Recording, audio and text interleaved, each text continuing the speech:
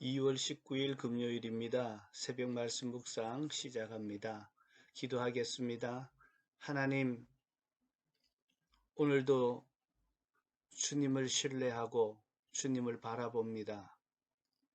주님의 따뜻한 손길로 우리를 붙잡아 주시고 보호해 주시고 또 하나님의 소원을 우리에게 보여주셔서 그 소원에 정말 동참하는 은혜가 있게 하여 주시고 주님 손에 쓰임받는 하루가 되기를 원합니다. 예수님의 이름으로 기도하옵나이다. 아멘. 성경 말씀 누가복음 1장 5절에서 17절까지입니다. 유다왕 헤롯 때에 아비야조에 배속된 제사장으로서 사가랴라고 하는 사람이 있었다. 그의 아내는 아론의 자손인데 이름은 엘리사벳이다. 그 두 사람은 다 하나님 앞에서 의로운 사람이어서 주의 모든 계명과 규율을 흠잡을 데가 없이 잘 지켰다. 그런데 그들에게는 자녀가 없었다. 엘리사벳이 임신하지 못하는 여자이었고 두 사람은 다 나이가 많았다. 사가랴가 자기의 조에 차례가 되어서 하나님 앞에서 제사장의 일을 하고 있었다. 어느 날 제사장직에 갈례를 따라 제비를 뽑았는데 그가 주의 성소에 들어가 분향하는 일을 맡게 되었다. 그가 분향하는 동안에 밖에서 많은 사람들이 모여 기도하고 있었다. 그때 주의 천사가 사가랴에게 나타나서 분향하는 제단 오른쪽에 섰다. 그는 천사를 보고 놀라서 두려움에 사로잡혔다. 천사가 그에게 말하였다. 사가랴야, 두려워하지 말아라. 내 간구를 주께서 들어주셨다. 내 아내 엘리사벳이 내 아들을 낳을 것이니 그 이름을 요한이라고 하여라. 그 아들은 내게 기쁨과 즐거움이 되고 많은 사람이 그의 출생을 기뻐할 것이다. 그는 주께서 보시기에 큰 인물이 될 것이다. 그는 포도주와 독한 술을 입에 대지 않을 것이며 어머니 태에 있을 때부터 성령의 충만함을 입어서 이스라엘 자손 가운데 많은 사람을 그들의 주 하나님께로 돌아오게 할 것이다. 그는 또한 엘리야의 심령과 능력을 가지고 주의 선구자로 먼저 와서 부모의 마음을 자녀에게로 돌아오게 하고 거역하는 자들을 의인의 지혜의 길로 돌아서게 해서 백성으로 하여금 주님을 맞이할 준비를 갖추게 할 것이다. 아멘. 사가랴와 엘리사벳은 어떤 사람입니까? 5절에 보면 유대왕 헤롯 때에 아비야 조에 배속된 제사장으로서 사가랴라고 하는 사람이 있었다. 그의 아내는 아론의 자손인데 이름은 엘리사벳이다.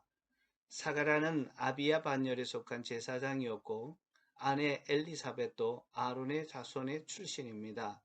이 둘은 제사장 면문 가문의 출신입니다. 이 두 사람은 어떻게 살았습니까? 6절에 보면 그 두 사람은 다 하나님 앞에서 의로운 사람이어서 주의 모든 계명과 규율을 흠잡을 데 없이 잘 지켰다. 하나님 앞에 의로운 사람, 하나님께 인정받는 사람입니다. 주님의 모든 계명과 규율을 흠잡을 데 없이 지키면서 말씀에 순종하는 사람입니다. 즉 경건하게 하나님을 잘 믿고 믿음의 부부로서의 모델로 살았던 사람입니다. 이 부부를 믿음의 모델이라고 할 수 있는 이유가 무엇일까요? 10절에 보면 그가 분향하는 동안에 밖에서 많은 사람들이 모여 기도하고 있었다. 자, 이들 부부는 경건한 사람이요, 말씀을 잘 지키는 사람이요, 또한 기도의 사람이었습니다.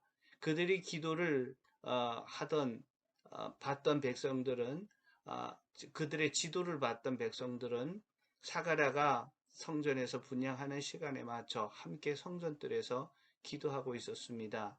하나님은 성전에서 분향할 때 천사 가브리엘이 나타나서 사가랴야 두려워하지 말아라. 내 간구를 주님께서 들어주셨다고 말씀하시는 것을 볼 때 그는 기도의 사람이었습니다. 백성들은 사가랴와 엘리사벳을 본받아 기도하고 있었습니다. 이 부부가 경건과 말씀과 기도의 사람이었지만 결정적인 약점이 있었습니다. 그것이 무엇일까요? 7절에 보면 그런데 그들은 자녀가 없었다. 엘리사벳이 임신하지 못하는 여자이고 두 사람은 다 나이가 많았기 때문이다. 당시 이스라엘 사회에서 자녀가 없다는 것은 큰 약점으로 여겨졌습니다. 이 약점 때문에 이들 부부는 하나님 앞에 소원을 두고 오랜 기간 계속 기도해 왔습니다. 그런데 이제 두 사람 모두 나이가 많았기 때문에 자연적인 방법으로는 아기를 생산할 수 없는 상태였습니다. 하나님은 언제 이 사가랴 부부의 결정적인 약점을 복으로 바꿔주셨습니까? 자, 1장 8절, 9절에 보면 사가랴가 자기의 조의 차례가 되어서 하나님 앞에서 제사장의 일을 하고 있었다. 어느 날 제사장직의 관례를 따라 제비를 뽑았는데 그가 주의 성소에 들어가 분향하는 일을 맡게 되었다. 자기에게 맡겨진 직무였던 제사장의 직분을 감당할 때입니다. 주님의 성소에 들어가 분향할 때, 즉 예배할 때 하나님의 천사가 그를 만나 주셨고 그의 기도에 응답해 주셨습니다. 하나님은 사가랴가 자신의 맡겨진 직분에 충성하며 성소에서 예배할 때 이들 부부의 흠이요 약점을 복으로 바꿔 주셨습니다. 엘리사벳이 아기를 낳을 수 없는 가운데 아들을 낳을 것이라는 약속을 받았습니다. 이 아이가 바로 세례 요한입니다. 이 아이는 이 사람들 보기에 이 부부에게 기쁨과 즐거움이 되고 많은 사람들에게 기쁨을 주는 아이가 되었습니다.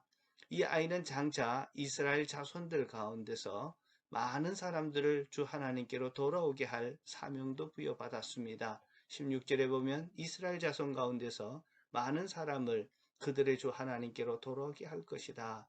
뿐만 아니라 예수님을 맞이할 준비가 된 백성들을 준비하는 하나님의 놀라운 구원 계획에 쓰임받는 은혜를 입었습니다. 하나님이 일으키실 새로운 시대를 준비하는 일에 없어서는 안 되는 주인공으로 쓰임받게 된 것입니다.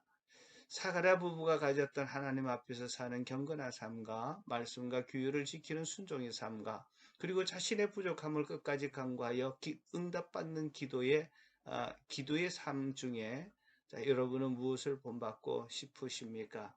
지금 상황과 현실을 보면 불가능해 보여도 나의 기도에 하나님은 자신의 능력으로 응답하실 것을 믿으십니까? 내 믿음을 점검해 보십시오. 믿음은 내 확신이 아니라 인간의 한계를 뛰어넘는 하나님의 능력을 믿는 것입니다. 그리고 내가 기도하는 기도의 열심이 아니라 내 기도에 응답하실 것이라고 하는 하나님께 대한 신뢰입니다. 기도하는 사람이 믿음의 사람입니다. 내 주어진 직분에 충성하고 헌신하는 것이 믿음의 사람입니다. 하나님께 온 마음을 다해 예배하며 응답받는 자가 믿음의 사람입니다. 그리고 기도에서 영적인 자녀를 통해 하나님의 구원 계획을 드러내는 것 믿음의 사람입니다. 많은 사람들을 주님께로 돌아오게 하는 일에 쓰임받는 주인공 되기를 원합니다. 내가 기도하여 얻은 영적 자녀들을 통해 주님의 계획이 성취되고 주님의 큰 구원이 이루어지는 큰 기쁨을 누리시기를 축복합니다. 기도하겠습니다. 하나님, 사가랴와 엘리사벳이 참 하나님 앞에 의로운 사람이요 말씀의 사람이요 기도의 사람이었지만 그에게도 약점이 있었고 부족한 점이 있었고 그것을 기도로 하나님을 신뢰하며 하나님께 기도할 때 또 예배하는 그 순간에 하나님이 응답해 주셨습니다. 우리의 간절한 기도, 우리의 약한 부분을 주님께 아뢰는 시간 되기를 원합니다. 그리고 하나님 이 기도를 주님께서 받으시고 예배할 때 응답해 주셔서 정말 약속받는 큰 은혜가 있게 하여 주시고 정말 내가 기도하여 낳은 하나님의 영적인 자녀를 통하여 하나님의 큰 구원을 이루고 많은 하나님의 백성들을 주님께로 돌아오게 하는 일에 쓰임받는 저희들 되게 하옵소서. 예수 그리스도 이름으로 기도하옵나이다. 아멘.